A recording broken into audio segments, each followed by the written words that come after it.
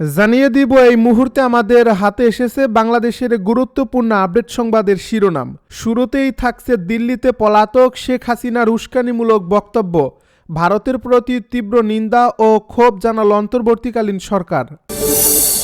এবারে জানিয়ে দিব ভালুকায় বিএনপি ও স্বতন্ত্র প্রার্থীর কর্মীদের দফায় দফায় সংঘর্ষ, আহত ৩০। আরও জানাবো ভোট গণনা পর্যন্ত কেন্দ্র পাহারা দিতে হবে বলে মন্তব্য বিএনপি নেতা তারেক রহমানের।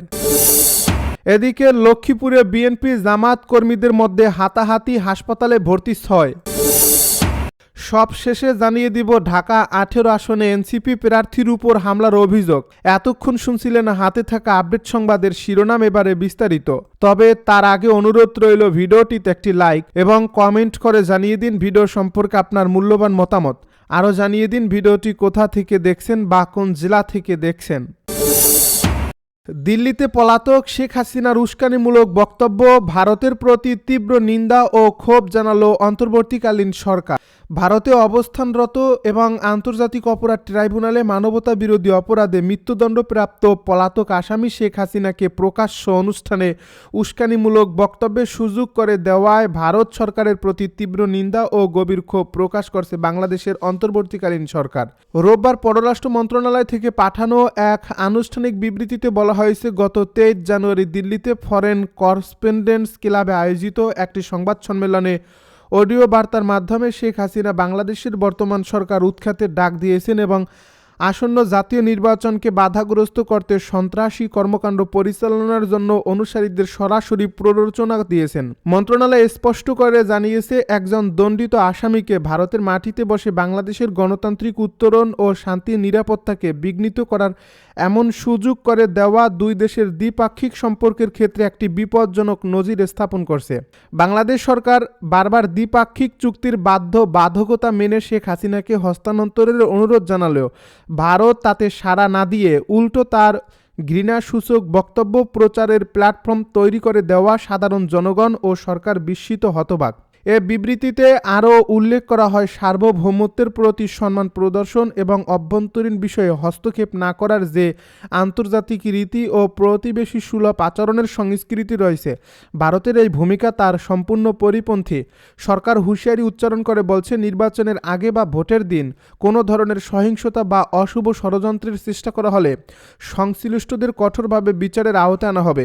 দিল্লির এই আচরণ ভবিষ্যতে দুই দেশের রাজনৈতিক সম্পর্কের ও পারস্পরিক আস্থাকে মারাত্মকভাবে ক্ষতিগ্রস্ত করতে পারে বলে বিবৃতিতে সতর্ক করা হয়েছে।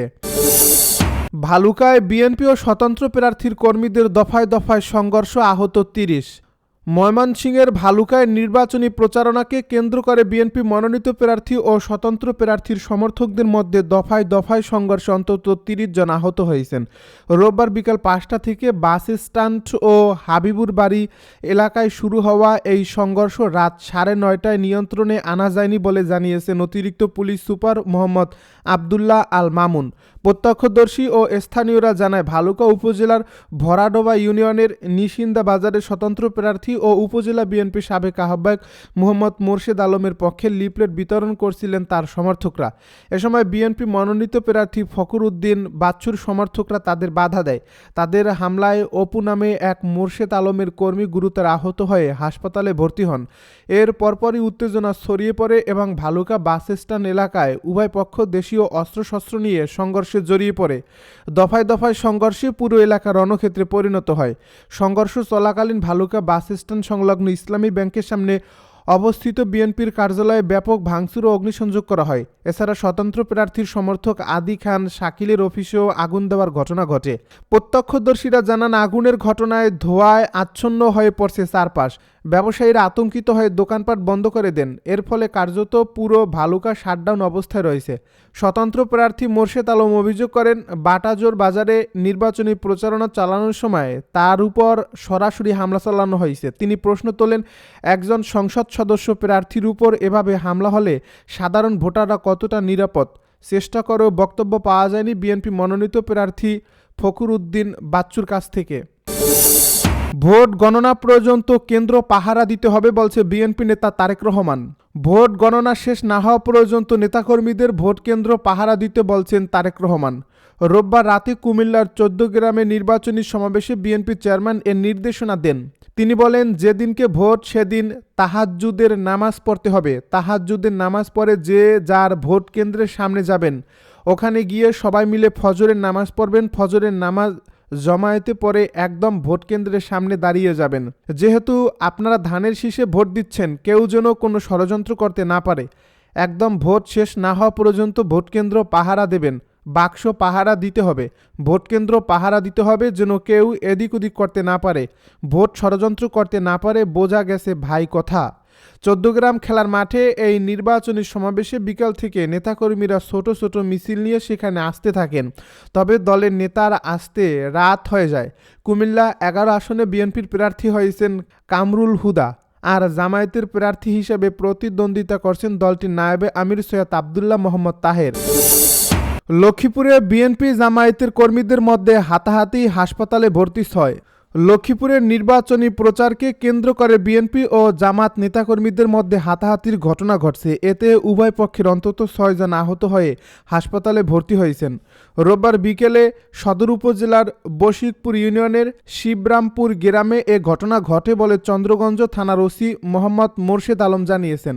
স্থানীয়রা বলছে, জামায়াতের প্রার্থীর পক্ষে পোদ্দার বাজারের পাশে একটি বাড়িতে নারী কর্মীরা ভোটের প্রচারে যান।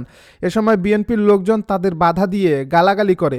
খবর পেয়ে বশিকপুর ইউনিয়ন জামায়াতের আমির মাইনুদ্দিন তাৎক্ষণিকভাবে ঘটনাস্থলে যান। সেখানে ইউনিয়ন বিএনপির সাধারণ সম্পাদক ইকবাল হোসেনের সঙ্গে তার তর্ক হয় এবং এক পর্যায়ে দুপক্ষের মধ্যে সংঘর্ষ বেঁধে যায়। এ ঘটনায় আহতরা হলেন জামায়াতের নেতা মাইনুদ্দিন, কর্মী আবু তায়েব, যুব বিভাগের নেতা মোহাম্মদ তারেক, জুয়েল হোসেন, রিয়াদ হোসেন ও রুবেল হোসেন। আহতদের দেখতে রাতেই সদর হাসপাতালে যান লক্ষ্মীপুর ২ আসনের দাঁড়িপাল্লার প্রার্থী ও জেলা জামায়াতের আমির SUM রুহুল আমিন ভূঁইয়া। এরপর একই আসনের ধানের শীষের প্রার্থী ও বিএনপি চেয়ারপারসনের উপদেষ্টা আবুল খায়ের ভূঁইয়াও হাসপাতালে গিয়ে আহতদের খোঁজ খবর নেন। ঘটনার বিষয়ে জানতে চাইলে সদর উপজেলা বিএনপির সভাপতি মাহবুবুর রহমান খোকন বলেন, বিএনপি নেতা ইকবাল সহ নেতাকর্মীরা ধানের শীষের পক্ষে প্রচার চালাচ্ছিল। তখন মহিলা জামায়াতের লোকজন একটা ঘরে ছিল। সেখানেই হঠাৎ ইউনিয়ন জামায়াতের আমির সহ কয়েকজন এসে উত্তপ্ত পরিবেশ তৈরি করে। এ নিয়ে উভয় পক্ষের মধ্যে তর্কাতর্কি হয়, তবে বড় ধরনের কোনো ঘটনা ঘটেনি। ঢাকা ১৮ আসনে এনসিপি প্রার্থীর উপর হামলার অভিযোগ। ঢাকা ১৮ আসনে এনসিপি প্রার্থী আরিফুল ইসলামের উপর হামলার অভিযোগ উঠেছে। রাজধানীর খিলক্ষেত থানার ডুমনি নূরপালা এলাকায় সোমবার সকালে এই ঘটনা ঘটে। বিষয়টি নিশ্চিত করেছেন এনসিপির নেতা আরিফুর রহমান তুহিন। তিনি বলেন, ঢাকা ১৮ আসনে এনসিপি প্রার্থী আরিফুল ইসলামের উপর বিএনপির নেতা দিদার মোল্লার নেতৃত্বে একদল সন্ত্রাসী হামলা চালায়। আজ সকালে তিনি ওই এলাকায় গণসংযোগে গিয়েছিলেন। এই আসনে বিএনপির প্রার্থী SM জাহাঙ্গীর গতকালও তার নেতাকর্মী আমাদের সমর্থকদের হেনস্থা করে। বিষয়টি জাহাঙ্গীরকে অবগত করা হলে এমনটা আর হবে না বলে প্রতিশ্রুতি দিয়েছিলেন, কিন্তু তার পরদিনই হামলা করল। এ ব্যাপারে এনসিপি প্রার্থী আরিফুল ইসলাম বলেন, আমার সহযোদ্ধারা প্রতিরোধ গড়ে তুলছে।